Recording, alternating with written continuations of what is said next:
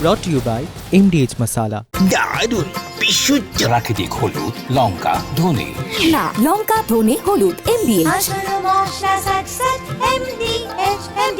নমস্কার, দেখছেন জি 24 ঘন্টা 3 মিনিট 3 খবর নিয়ে আপনার সঙ্গে রয়েছি আমি শুক্লা এবং আমি জানাবো তারাতলার ঘটনা বুধবার 12টা 7 তারপর থেকে উদ্ধার কাজ চলছে। তবে তারাতলার ঘটনার পর কিন্তু মুখ্যমন্ত্রী একেবারে কড়া অবস্থান নিচ্ছেন। কি অবস্থান জানাবো, আর আমি আপনাদেরকে জানাবো যে ঠিক কিভাবে এখন উদ্ধার কাজ চলছে, কারণ ঘটনার পর একেবারে দুদিন পেরিয়ে গেছে, তারপর উদ্ধার কাজ এখন কিন্তু বেশ কঠিন। কিভাবে চলছে অত্যাধুনিক প্রযুক্তি, কি সেই প্রযুক্তি জানাবো। আর আমি আহিলি আপনাদের জানাবো যে ফিরহাদের ডান হাত কালীচরণ তার নতুন কি কুকীর্তির সামনে এলো, তার পাশাপাশি তার বিরুদ্ধে তদন্ত শুরু করলো কলকাতা পুরসভা। যাবতীয় আপডেট আমি আহিলি দেবো, তবে শুরুতেই শুক্লা। তারাতলা কাণ্ডের পর মমতা জামানার নির্মাণের কড়া অবস্থান এবার মুখ্যমন্ত্রী শুভেন্দু অধিকারী। 1 মাস কলকাতা এবং শহরতলিতে বাণিজ্যিক বহুতল নির্মাণ বন্ধ। ভেঙে পড়া গোডাউনের আর্কিটেক্ট এবং ডিজাইনারকে কালো তালিকাভুক্ত করা হয়েছে। 31শে জুলাই পর্যন্ত 11 জনের স্পেশাল অডিট টিম, এমনটাই জানিয়েছেন মুখ্যমন্ত্রী শুভেন্দু অধিকারী। অর্থাৎ রাজ্যে জুড়ে এই মুহূর্তে যে সমস্ত জায়গায় নির্মাণ চলছে সমস্তটাই অডিট করা হবে। মমতার আমলে যা যা হয়েছে প্রত্যেকটাই খুঁটিয়ে দেখার কথা কিন্তু এর আগেই মুখ্যমন্ত্রী শুভেন্দু অধিকারী তিনি জানিয়েছিলেন। কথা বলে নেব আমাদের সঙ্গে এই মুহূর্তে আমাদের প্রতিনিধি কমলাক্ষ ভট্টাচার্য রয়েছেন। কমলাক্ষ, মমতা বন্দ্যোপাধ্যায় জামানার যে নির্মাণ, সেই নির্মাণগুলোর দিকে এবার তীক্ষ্ণ নজর রাজ্য সরকারের।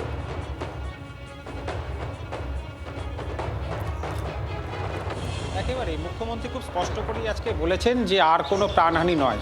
অন্তত এই প্রাণহানি থেকে শিক্ষা নিয়ে এই অতীতে পূর্বতন সরকার যে বিল্ডিংগুলিকে ইতিমধ্যেই স্যাংশন করে দিয়েছিল, যে বহুতল নির্মাণের কাজ চলছে সেই নির্মাণের কাজ আপাতত 31শে জুলাই পর্যন্ত কিন্তু বন্ধের নির্দেশ দেওয়া হয়েছে এবং সেগুলির জন্য স্পেশাল অডিট টিম যারা আজ থেকে কাজ করতে শুরু করছে, কলকাতা পুরসভায় সেই 11 সদস্যের স্পেশাল টিম, সেই নোডাল টিম তারা সেখানে কাজ শুরু করছেন এবং এখানে এই হাই রাইজের ক্ষেত্রে এবং রেসিডেন্সিয়াল যে বাড়িগুলি রয়েছে তার ক্ষেত্রে কিন্তু পৃথক নিয়ম রয়েছে। তবে সংস্কারের ক্ষেত্রে কিন্তু যারা রেসিডেন্সিয়াল ক্ষেত্রে সংস্কার করতে চান তারা সংস্কার করতে পারবেন, তারা এর আওতার বাইরে থাকছেন। তবে ইতিমধ্যেই কলকাতা শুধু নয়, কলকাতা থেকে শুরু করে Rajarhat, New Town, Bidhannagar, Maheshtala, Rajpur, Sonarpur, Kamarhati, South Dumdum, Baranagar, বালির একটা অংশ, এই বিস্তীর্ণ এলাকায় এখানে নির্মাণ করতে গেলে এখন কিন্তু এই স্পেশাল অডিট যে টিম, সেই টিমের ছাড়পত্র লাগবে কার্যত, এবং সেখানে তাদেরকে তারা যে নথি জমা দেবেন সেই নথি দেখে যদি এই টিম অডিট টিম তারা মনে করেন যে এদেরকে রিজেক্ট করতে হবে, অর্থাৎ এদেরকে এই নির্মাণ বন্ধ করে দিতে হবে, তাহলে কিন্তু সেই অর্ডার রয়েছে যে তারা সেই নির্মাণ বন্ধ করে দিতে পারেন। অথবা যদি দেখা যায় রেকটিফিকেশান প্রয়োজন, হয়তো নকশায় বা নির্মাণের ক্ষেত্রে কিছু বদল প্রয়োজন, সেই বদলের নির্দেশ দিতে পারে এই কমিটি এবং তার পাশাপাশি বহুতল বা এই নির্মাণের ক্ষেত্রে ছাড়পত্রও দিতে পারে। যদি দেখা যায় সকলের কাগজপত্র ঠিক আছে তবে ছাড়পত্রও দিতে পারেন এই কমিটি। এই 3টি ক্ষেত্র বা এই ধাপ এই মুহূর্তে কিন্তু যারা নতুন নির্মাণ করতে যাবেন বা যারা নির্মাণ ইতিমধ্যেই শুরু করেছিলেন তাদের ক্ষেত্রে এই নিয়ম বলবৎ থাকছে, জানিয়েছেন মুখ্যমন্ত্রী। কমলাক্ষ, ধন্যবাদ আমাদের সঙ্গে সরাসরি থাকার জন্য। রাজ্যের মুখ্যমন্ত্রী শুভেন্দু অধিকারী তিনি ঠিক এই বিষয়ে নিয়ে কি বলেছেন শোনাই। শুধু 31শে জুলাইয়ের মধ্যে এই বিষয়গুলোর সাথে সাথে আমরা এই কমিটিকে 90 দিনের আরেকটা কাজ দিয়েছি, ফায়ার এবং লাইটনিং অ্যারেস্টার, তার একটা অডিট হাই রাইজ বিল্ডিংগুলোতে, কমার্শিয়াল বিল্ডিংগুলোতে, সেই কাজটাও তারা করবে। এটা খুব এসেন্সিয়াল, কারণ তিল জ্বলার ঘটনাটার সঙ্গে ফায়ারের অ্যারেঞ্জমেন্ট, ইকুইপমেন্টস এবং ফায়ার লাইসেন্সের কোশ্চেন রিলেটেড ছিল। আর গার্ডেন রিচ আর তারাতলার ক্ষেত্রে গার্ডেন রিচে তো প্ল্যানই ছিল না, এখানে ডিফেক্টিভ প্ল্যান ছিল, सुपरविजन ছিল না। उन्होंने अंडरटेकिंग दिया है कि हम लोग सुपरविजन करेगा, लेकिन तारातला में कोई सुपरविजन नहीं हुआ है। इसलिए हम लोग आज कल केएमसी ने ब्लैकलिस्ट करेगा, ये शुरुआत है। जो जो इस तरीके से काम करेगा उसको आने वाला दिन में ये काम ऑफिशियली हम लोग करने नहीं देंगे। তালাতলা ধ্বংসস্তূপ সরিয়ে সেখানে কোনো প্রাণের স্পন্দন পাওয়া যায় কিনা তার এই মুহূর্তে খোঁজ চলছে, লাগাতার তার খোঁজ চলছে। কাল থেকে দফায় দফায় বৃষ্টি, এই মুহূর্তে উদ্ধার কাজ কিভাবে চলছে সৈকত? দেখো শুক্লা, কারণ পরিস্থিতি বলছে যে একটা দীর্ঘ সময় অতিক্রান্ত হয়েছে, তারপর প্রাণের স্পন্দন থাকা কিন্তু রীতিমতো একটা কঠিন চ্যালেঞ্জের মুখে রয়েছেন। যদিও বা কেউ থেকে থাকেন, তাদের বেঁচে থাকার সম্ভাবনা কতটা, তাই এখন পদ্ধতি পাল্টানো হয়েছে। আগে যেমন অনেকটা ম্যানুয়ালি সেই কাজ করা হচ্ছিল, এখন আর ম্যানুয়ালি নয়, এখন একেবারে অত্যাধুনিক টেকনোলজির মাধ্যমে, ইনফ্রারেড মাধ্যমে দেখা হচ্ছে যে সেখানে কেউ বেঁচে আছে কিনা। আগে দেখা যাচ্ছিল যে একেবারে পাশাপাশি হোল করে একটা গর্ত মতো জায়গা করে সেখানে উদ্ধারকারী দল নেমে তাদেরকে উদ্ধারের চেষ্টা করা হচ্ছিল, কিন্তু এখন আর তা নয়। এখন একেবারে অত্যাধুনিক পদ্ধতি, ইনফ্রারেড ভিকটিম লোকেটিং ক্যামেরার মাধ্যমে, এই যন্ত্রের মাধ্যমে দেখা হচ্ছে যে কেউ বেঁচে আছে কিনা, থাকলে তবেই কিন্তু একেবারে লাইভ ডিটেক্টর, অ্যাকুস্টিক সেন্সর, এই সমস্ত সিস্টেম ব্যবহার করে তবেই কিন্তু তারা নিচে নামছেন। যদি দেহের অস্তিত্ব পাওয়া যায় বা তিনি বেঁচে আছেন এমন পাওয়া যায়, সন্ধান পাওয়া যায়, তবেই কিন্তু উদ্ধারকারী দল নিচে নামছেন। রণয় তিওয়ারি আমাদের এই মুহূর্তে সরাসরি রয়েছেন আমাদের সঙ্গে ঘটনাস্থল থেকে। রণয়, আগের থেকে পদ্ধতি একটু পাল্টানো হয়েছে, আরও বেশি টেকনোলজি ব্যবহার করা হচ্ছে। রেল, এনডিআরএফ তারা এই পদ্ধতি ব্যবহার করছেন, সেনা ব্যবহার করছেন। ঠিক কিভাবে চলছে উদ্ধার কাজটা যদি আমাদেরকে একটু দেখাও।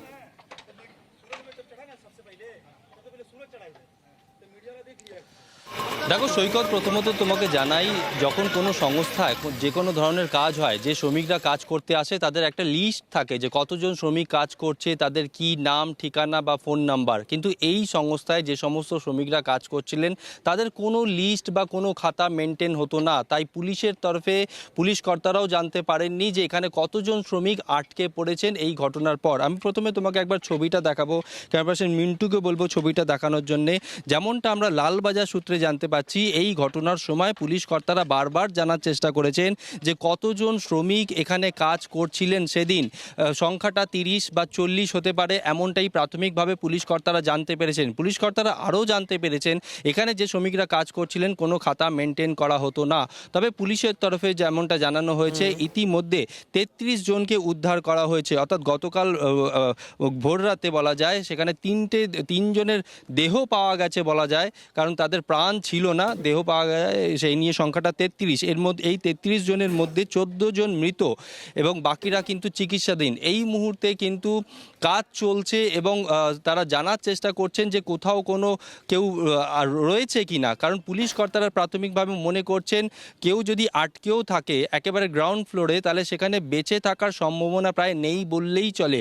গতকাল রাত্রি 10টা নাগাদ 3 জন শ্রমিককে লোকেট করতে তারা পেরেছিলেন। ঠিক সেই জায়গায় তারা যুদ্ধকালীন তৎপরতায় কাজ করেন, সেই জায়গাটায় শুধুমাত্র সেখান থেকে 3 জন শ্রমিককে উদ্ধার করা সম্ভব হয়েছিল। হাসপাতালে নিয়ে গেলে চিকিৎসকদের তরফে জানিয়ে দেওয়া হয় একেবারে মৃত। এই মুহূর্তেও কিন্তু কাজ চলছে, কারণ পুলিশের তরফে যেটা বলা হচ্ছে এই যে বিল্ডিংটা, যে গ্রাউন্ড ফ্লোর, সেই গ্রাউন্ড ফ্লোরে কিন্তু এখনো পর্যন্ত পৌঁছানো সম্ভব হয়নি। আগে ওপরে যে পোর্শনটা রয়েছে সেই পোর্শনের একদিক থেকে তারা ভাঙতে ভাঙতে নিচের দিকে প্রবেশ করার চেষ্টা করছে। আমি যদি ছবিটা দেখাবো একবার, তুমি দেখতে পাচ্ছ দূরের দিকে একটা ক্রেন রয়েছে এবং একই সঙ্গে হাতুড়ি নিয়ে ভারতীয় সেনা যারা রয়েছে তারাও কিন্তু। আপাতত ধন্যবাদ আমাদের সঙ্গে থাকার জন্য। আমি আপনাদেরকে শোনাবো মুখ্যমন্ত্রী এনডিআরএফ নিয়ে কি বলেছেন এবং পাশাপাশি দমকল মন্ত্রী তিনি কি বলছেন। এখনো রেস্কিউ অপারেশন চলছে, এনডিআরএফ লিড করছে, তাকে বাকি সবাই হেল্প করছে এবং এনডিআরএফ এর সঙ্গে আমি মাননীয় কমিশনারের ফোন থেকে কথাও বলেছি, তাদের ধন্যবাদও জানিয়েছি।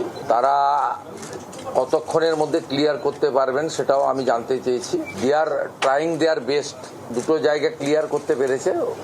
এনডিআরএফ হোপফুল যদি আবহাওয়া ঠিকঠাক থাকে তাহলে আজকে রাতের মধ্যে তারা কমপ্লিট করতে পারবে।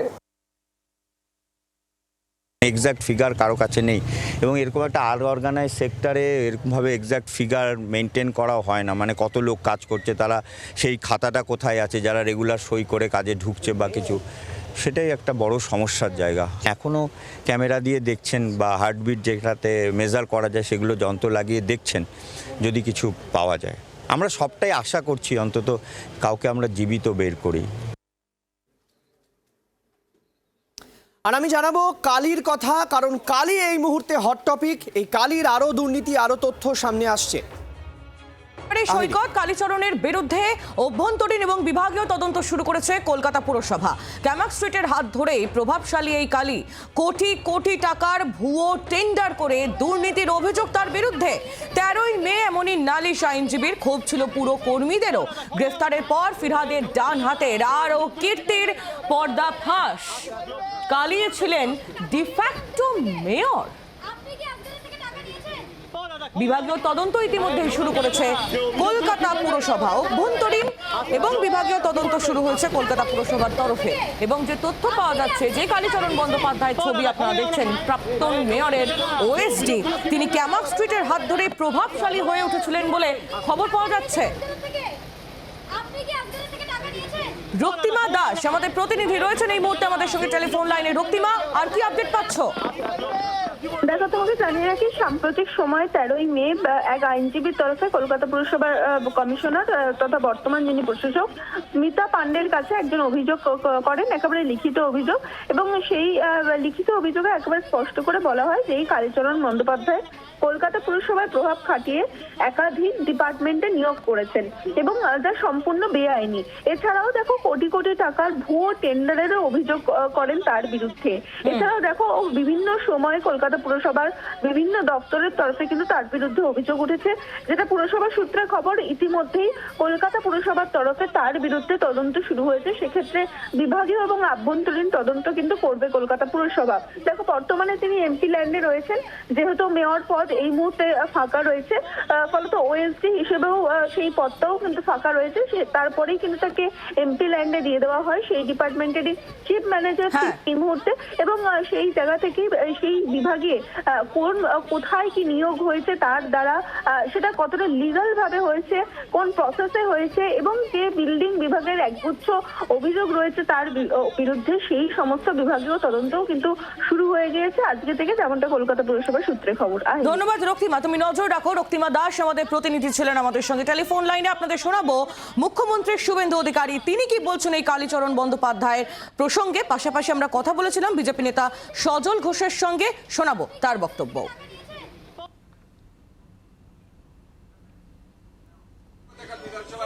ঋষি বঙ্কিমচন্দ্রের স্মৃতি বিজড়িত বাড়িতে সব চোর, ডাকাত, লম্পট, চিটিংবাজ, এদের সম্পর্কে আলোচনা না করা ভালো, জায়গা আলাদা আছে। আমি এখানে এসব কথা বলবো না।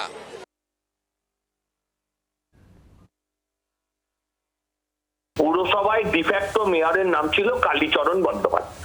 মেয়রের প্রধান পুরোহিত, মেয়র যদি ঈশ্বর হয় আর কি, তাহলে উনি হচ্ছেন একমাত্র পুরোহিত যাকে পুজো দিলে পরে দেবতা তুষ্ট হয়ে যেত, ববি হাকিম তুষ্ট হয়ে যেত, সন্তুষ্ট হয়ে যেতেন। আমি ডান হাত বা হাত বলতে পারবো না, কিন্তু ওনার হাত দিয়ে ও দক্ষিণাটা যে মেয়রের কাছে পৌঁছতো এ বিষয়ে কোনো ভুল নেই। কালীচরণ, আপনি তাকে টপকে আপনি মেয়রের সাক্ষাৎও কোনোদিন পাবেন না, আর যা কথা বলার তার সাথেই বলতে হবে। সজল ঘোষ তার বক্তব্য আপনাদের সামনে আমরা তুলে ধরলাম। পাশাপাশি মুখ্যমন্ত্রী শুভেন্দু অধিকারী তার প্রতিক্রিয়া আপনারা শুনলেন। এই কালীচরণ বন্দ্যোপাধ্যায়, তার বিরুদ্ধে ইতিমধ্যে অভ্যন্তরীণ এবং বিভাগীয় তদন্ত শুরু করলো কলকাতা পুরসভা। তার সময়ে যা যা টেন্ডার হয়েছে সেগুলো কতটা লিগাল ভাবে হয়েছে, পুরো বিষয়টা এই মুহূর্তে কলকাতা পুরসভার তরফ থেকে খতিয়ে দেখা হচ্ছে। যত সময় যাচ্ছে কালীচরণ বন্দ্যোপাধ্যায়ের দুর্নীতির তালিকা ততই লম্বা হচ্ছে।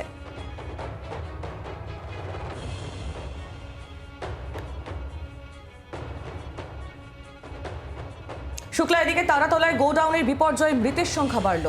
একদমই তাই, লাফিয়ে লাফিয়ে মৃতের সংখ্যা বাড়ছে। গতকাল রাতে আরও 3 জনের দেহ উদ্ধার করা হয়। এখনো পর্যন্ত যে আপডেট আমরা পাচ্ছি, এখনো পর্যন্ত 15 জনের মৃত্যুর খবর পাওয়া যাচ্ছে। এসএসকেএমে চিকিৎসাধীন রয়েছেন এখনো পর্যন্ত 18, এবং এই 18 জনের মধ্যে আবার 4 জনের অবস্থা বেশ সংকটজনক, তাদের চিকিৎসা চলছে এখনো পর্যন্ত।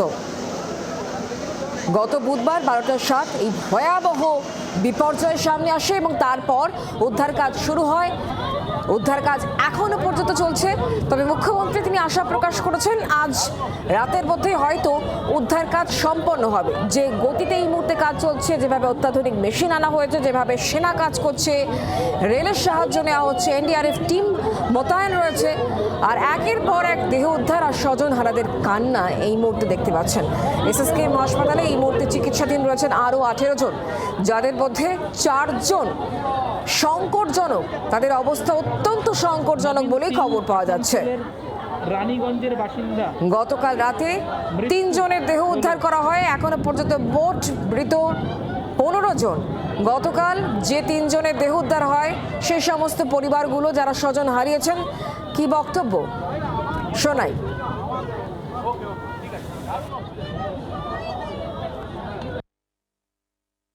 মানে উদ্ধার হয়ে 10টা থেকে 10:30টার মধ্যে এখানে নিয়ে চলে এসে তার হ্যাঁ আমাদের জানালো সঙ্গে সঙ্গেই বুধবারই ফার্স্ট কাজে এসেছে আর বুধবারেই অ্যাক্সিডেন্টটা হয়েছে। করতেন উনি আমাদের ওই শ্যামনগরের সাইডে জগদ্দলের সাইডে কাজ করতেন। আমরা কথা বলবো, আপডেট নিয়ে নেবো। আমাদের সঙ্গে অয়ন শর্মা রয়েছেন, আমাদের প্রতিনিধি টেলিফোন লাইনে। অয়ন, এখনো পর্যন্ত এসএসকেএম হাসপাতালে চিকিৎসাধীন 18 জন, তার মধ্যে 4 জনের অবস্থা তুমি জানাচ্ছিলে যে অত্যন্ত সংকটজনক, কি খবর? একদমই তাই। দেখো, তোমাকে বলে রাখি যে 18 জন চিকিৎসাধীন রয়েছেন এবং এখনো পর্যন্ত 15 জনের মৃত্যু হয়েছে একেবারে সরকারিভাবে। কিছুক্ষণ আগেই স্বাস্থ্যমন্ত্রী শারদা মুখার্জি তিনি এলেন এসএসকেএম এ যারা যে 18 জন ভর্তি রয়েছে তাদের শারীরিক অবস্থা খতিয়ে দেখার জন্য। সব দিকে 33 জনকে উদ্ধার করা হয়েছে তারাতলা যে বিপর্যয়ের ঘটনাস্থল, এই ঘটনাস্থল থেকে। এবং তোমাকে বলে রাখি যে এর মধ্যে 4 জনের অবস্থা অতি সংকটজনক এবং এসএসকেএম এ আশঙ্কাজনক অবস্থায় ক্রিটিক্যাল কেয়ারে ভর্তি রয়েছেন 3 জন, রাজেশ সিনহা, খালেদ সর্দার, বদন মুন্ডা এবং বিশ্বপ্রকাশ। তার শারীরিক অবস্থা সংকটজনক ছিল, কিছুটা উন্নতি, তাকে এসডিতে স্থানান্তরিত হয়েছে। তবে এখনো পর্যন্ত সংকট কাটেনি। বাকি 14 জন এখনো যে বিপর্যয় ওয়ার্ড তৈরি করা হচ্ছে সেই ওয়ার্ডে চিকিৎসাধীন রয়েছেন। 18 জন চিকিৎসাধীন, 15 জনের মৃত্যু হয়েছে ইতিমধ্যে এবং হচ্ছে সব মিলে 32 জনকে উদ্ধার করা হয়েছে। বুঝতে পারছি অয়ন, তুমি নজর রাখুন, ধন্যবাদ। আর এই সব কিছুর মধ্যেই বাংলায় অনুপম খের তিনি কেন এসেছেন সৈকত? তিনি এসেছেন বাংলায় নতুন একটি ছবি করবেন বলে, শুরু থেকে শুরু। আর সেই ছবির জন্য কলকাতায় এসেই তিনি ময়দানে মুখ্যমন্ত্রীর সঙ্গে দেখা করেন, শুভেন্দু অধিকারীর সঙ্গে দেখা করেন। তিনি বাংলায় এসে বললেন যে তিনি বেশ ফ্রেশ হাওয়া পাচ্ছেন, সাফ সুতরা হাওয়া মিল রা হ্যায়, এরকমটাই জানিয়েছেন অনুপম খের। अनुपम खेर स्टूडियो हमारे कंपनी 26 साल बाद एक बंगाली फिल्म का निर्माण करने जा रहे हैं फ्रेंड्स कम्युनिकेशन के साथ, फिरदौसुल हसन साहब के साथ। और उसके लिए इनको ऑफिशियली बताने आए थे। मैंने जो 26 साल पहले बारी वाली बनाई थी ऋतुपर्णा घोष की, अब हम यहाँ पर बना रहे हैं। यहाँ पर स्कूल का निर्माण भी, एक्टिंग स्कूल का भी निर्माण करना चाहते हैं। मुख्यमंत्री जी ने काफ़ी शुभकामनाएं दी हैं और बहुत अच्छी जो चेंज लाना चाह रहे हैं वो बहुत ही सराहनीय हैं।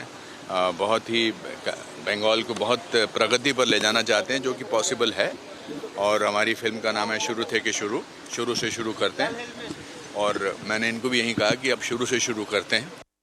স্বাস্থ্য আর নিউট্রিশন পাবে, শরীরও স্ট্রং হবে, অল্প খেলেই পেট ভরে, ডাইজেশন ঠিক রাখে। MDH সোয়াটিন, আসল প্রোটিন।